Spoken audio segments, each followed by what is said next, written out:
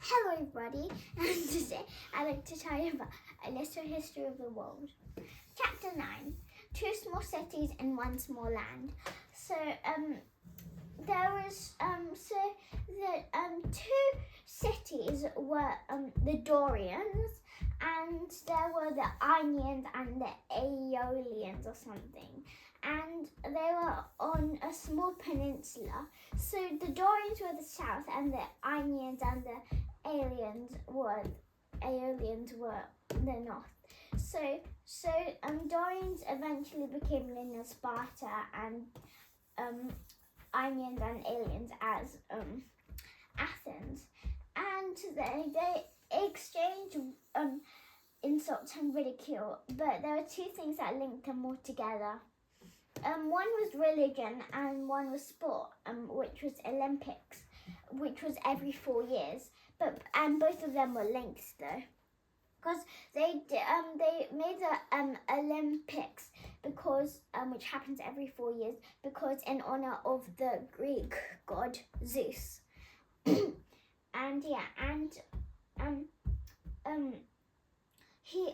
example, and also in Athens there was. For example, there are different types of sports in Olympics. For example, like swimming, tennis, running, all sorts of stuff. And in Delphi, a place in Athens, in a temple, there's actually fissures in the volcano. So, because there's a volcano. So, but every time, if you inhaled it, that means you would say lots of different stuff, and that doesn't make true. And it would be like you're drunk. But they thought that all this was true, so they got a priestess, which they called Pythia, to sit in front of it and inhale it, and then she would say lots of different blabbering and stuff, and the priests would think they were true, because they thought that God speaks in mortal people, in mortal mouths. That's what they thought. So yeah, but it's kind of silly because I don't think it's true, because it's made up nonsense. Number 3, and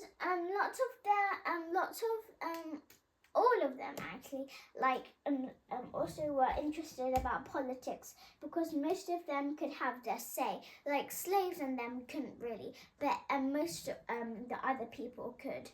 So they were very interested in politics, and they asked people to vote for them. And they were also very ingrate. They had very little, and they were grateful because they were in gratitude to Miltiades and Themistocles, even though they helped save Athens from the invading Peru's people. And someone who made the laws was someone called Draco, and he was very severe and not very nice. And so some people call it draconian severity sometimes if they talk about someone that's really rude and cruel. And yeah, and number 6, they also invented poetry. And for example, they liked writing lots of songs and poetry to put into poems and stuff.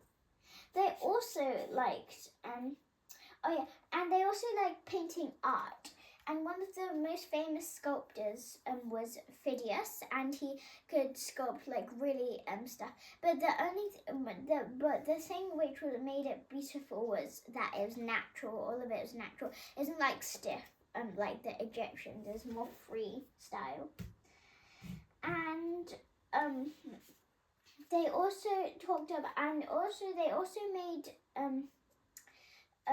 theaters. For example, they made other genres like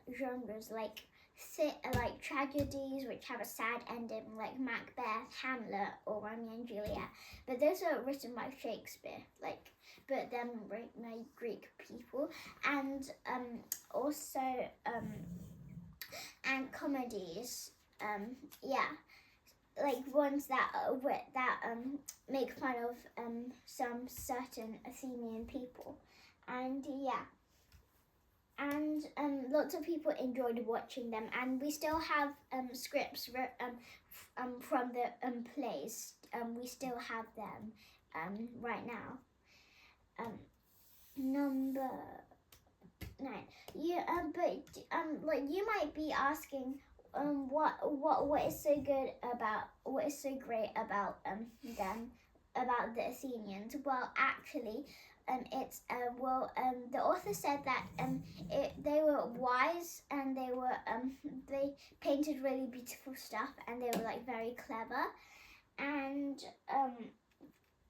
yeah, and also the Ionians were ahead this time because they also thought of a bit of philosophy, because they were thinking about how the earth is round and like why, yeah, so they were a bit ahead of the other tribes in that.